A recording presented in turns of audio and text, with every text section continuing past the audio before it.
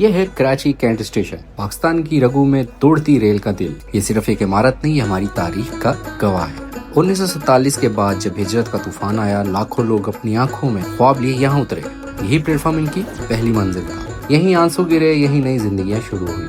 आज भी ये स्टेशन वैसा ही है, शोर, हजूम, दौड़ते कदम और हर चेहरे पे एक अलग कहानी। कोई रोजगार के लिए जा रहा है, कोई अजीजों से मिलने के लिए जा रहा है, कोई अजीजों को छोड़ने के लिए आया हुआ है, और कुछ लोग सिर्फ ख्वाब लेकर निकले हैं कि शायद दूसरी मंजिल पर सुकून मिले। टिकट के काउंटर पर तक कंपेल, सामान के ढेर के साथ साथ भागते मुसाफिर और बच्चों की रोने की आवाज, ये सब कराची कैंट की असल मौसीकी है। तो वी लोग के दरमियान में ये थोड़ा सा ब्रेक आ गया। कहानी में ट्विस्ट ये है कि हमारी ट्रेन कैंसिल हो गई है। अच्छा, ये मेरे साथ पहली बार हुआ है जिंदगी में, और बदले में जो है मुझे कह रहे हैं आप पार्क बिजनेस में चले जाएं, और ये टिकट दिया है मुझे।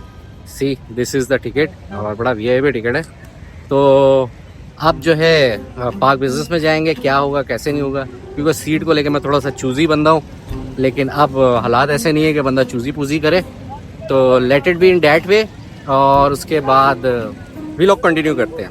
ट्रेन के दरवाजे पर जैसे एक और जंग शुरू हो जाती है। कोई सामान खींच रहा है, कोई अंदर जाने की कोशिश में है, और अंदर आते ही असल तमाशा शुरू होता है। सीट नंबर ढूंढना ये एक अलग एडवेंचर है। एक मुसाफिर कहता है भाई ये मेरी सीट है, दूसरा जवाब देता है नहीं जी मेरे टिकट पर यही नंबर लिखा है, और आखिरकार सब एडजस्ट हो जाते हैं जैसे परसों से साथ सफर कर रहे हो। बच्चे इस सीट को खेल कूद का मैदान बना लेते हैं। कुछ लोग सिर्फ खिड़की के पार देखने में मगन होते हैं कि शायद वो मंजर कुछ सुकून दे दे।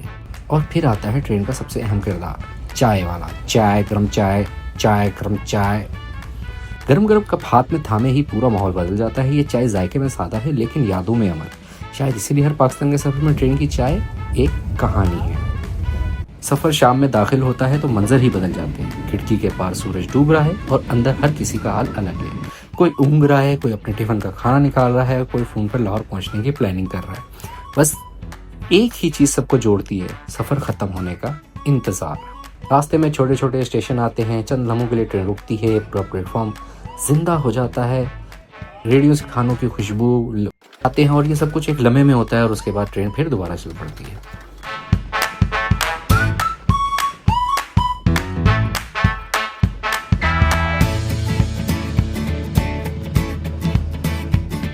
और आखिरकार मंजिल आ ही जाती है। लाहौर जंक्शन शोर, रोशनी और एक अजीब सी खुशबू से भरा हुआ ये लम्हा हमेशा खास होता है, क्योंकि सफ़र ख़त्म होता है लेकिन कहानियाँ साथ रह जाती हैं, या यूँ कहें कि कहानियाँ शुरू हो जाती हैं।